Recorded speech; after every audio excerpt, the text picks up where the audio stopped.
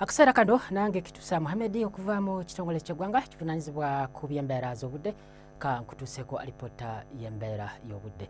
Enkuba yatonyeeko katono mu bitundu by'eggwanga ebimu okusinziira ku alipoota ze tufunye.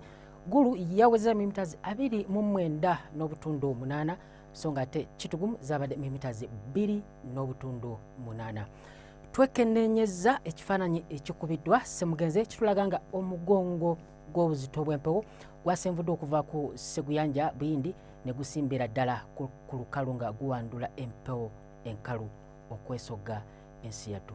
Era n'olw'ensonga eyo mu biseera by'okumakya tusuubirawo empewo ey'amaanyi ssaako n'amayengo amawanvu ku nnyanja Nalubaale. Kale munnange nno gwe asuubira okutambulirako ku nnyanja eyo wandibadde weetegekera embeera y'obudde eyo. Era bwe tugeza akati ne tulaba ku mbeera budde mu biseera by'okumakya tusuubira omusana okwaka nga gukuba kuba mu bitundu by'eggwanga ebisinga obungi wadde ng'eyo mu bizinga by'essese eyo tusuubirayo olufuyirize. Era tusuubira n'enkuba okutonnyako mu bitundu by'eggwanga okusingira ddala ebisangibwa eri ebukiikakono so nga ate bibiri ku mbalama z'ennyanja Nalubaale, Jinja, Kampala paka eri mu Kasese paka mu Kabale omusana okwakanga gukubakubamu.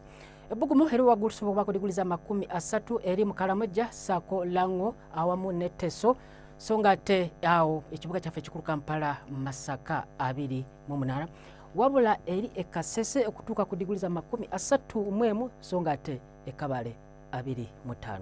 Bwe tugezaako ate ne tulaba ku mbeera y'obudde mu kibuga Mombasa tusobera enkuba okutonya ebbugumu 29 so nga ate e Paris omusana okwaka ebbugumu 29 wabula e Dubai omusana okwaka nga gukubakwamu wadde nga ebbugumu kuba ku diguli 40 so nga ate eri mu New York ssaako ne Moscow olwandagirize awamu ebbugumu kuba ku 28 ssaako ne 27. Tweyanziza kubeerako naawe beera bulungi weraba.